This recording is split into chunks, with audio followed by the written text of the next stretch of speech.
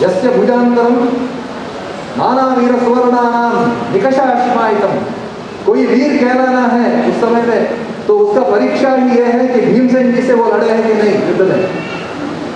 तो ऐसा भीमसेन जी भी शांत होकर जब बोले कि कृष्णा आप शांति करके आ रहे हैं, उस समय द्रौपदी थी जो वहां पे आई और वो बोली कि अगर ऐसे अधर्मी के विरुद्ध आप नहीं लड़ेंगे और जो आप पांडव अगर ये नहीं लड़ना चाहते हैं तो मैं अपने 5 बच्चों के साथ जाके लड़ूंगी और ये युद्ध होगा। ये वीरांगना है, ये द्रौपदी है। और तब कृष्ण ने उनसे वादा किया कि आप उन दुष्टों का लाश देखो। तो ये वीरांगना। जब राम जी ने लंका में रावण का वध करने के बाद सीता मैया से उनका प्रथम दर्शन हुआ तो राम जी ने थोड़ा पारुष्य बात किया। तो जो वानर सेना थी वो सीता मैया को पल्लकी में लाना चाहते थे तो राम जी ने कह दिया पल्लकी में का वो चल के आने के लिए बोलो उसको। आप जो वानर सेना है उनको भी देखने को मिले कि किसके लिए लड़े। वो पल्लकी में उसको छुपा के लाने की जरूरत नहीं है, उसको चल के आने के लिए बोलो, ऐसे राम जी ने कह दिया। तो सीता मैया ने चलकर आई और चलकर आने के बाद जब राम जी के आमने सामने खड़े हो गई सीता मैया, तब राम जी ने ऐसे बात बोल दिया जिसको पारुष के बिना और कोई शब्द से वर्णित नहीं कर सकते हैं। और राम जी ने सीता मैया से कहा कि आप लक्ष्मण से शादी करना चाहते हो तो जाओ कर सको, करो, मैं आपको नहीं रोकता। आप विभीषण से शादी करना चाहते हो तो जाओ।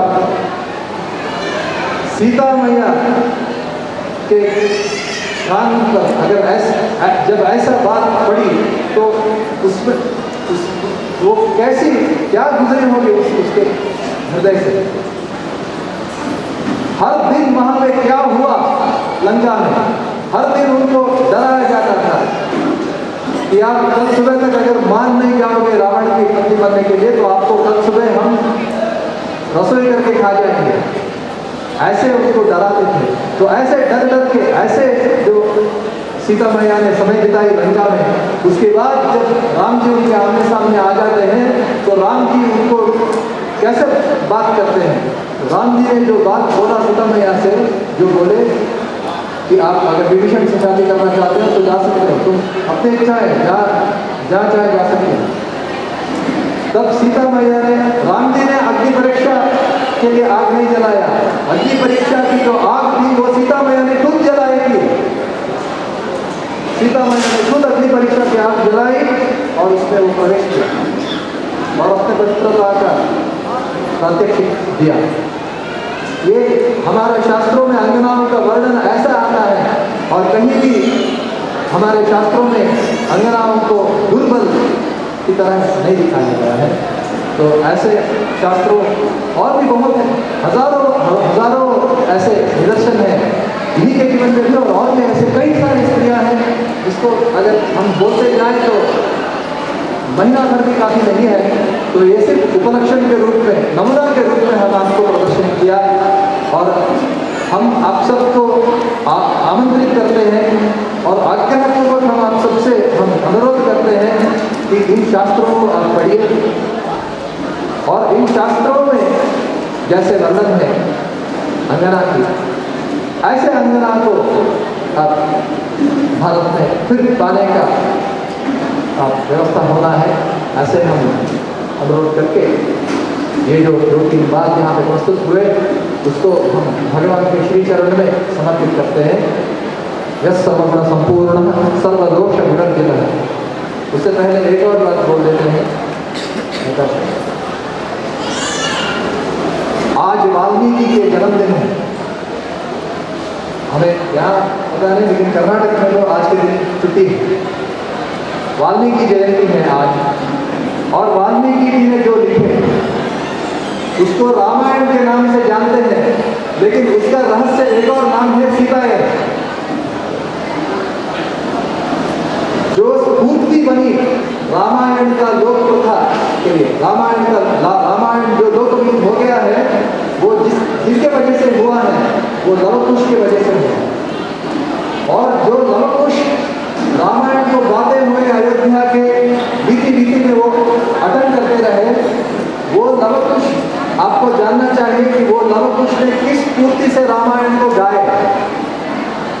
राम कथा तो है, लेकिन लवकुश ये प्रकाशित कर, क्योंकि उस समय में सीता मैया तो वाल्मीकि जी के आश्रम में थी और उनका राम जी ने परित्याग करने का लीला किए थे, क्योंकि अयोध्या में ऐसा एक दुष्ट वार्ता फैल गया था कि ऐसा सीता मैया जो रावण के वहां रहकर आई है उसको राम जी ने कैसे स्वीकार किया।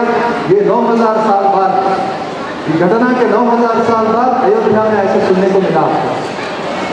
तो लवकुश इससे दुखित थे और वो चाहते थे कि सब वो ऐसे जो बात कर रहे हैं उनको जानकारी हो जाए कि वहां पे क्या हुआ, कैसे घटी है और सीता मैया लंका में कैसे बिताया अपना समय और कैसे रावण ने उसका अपहरण किया।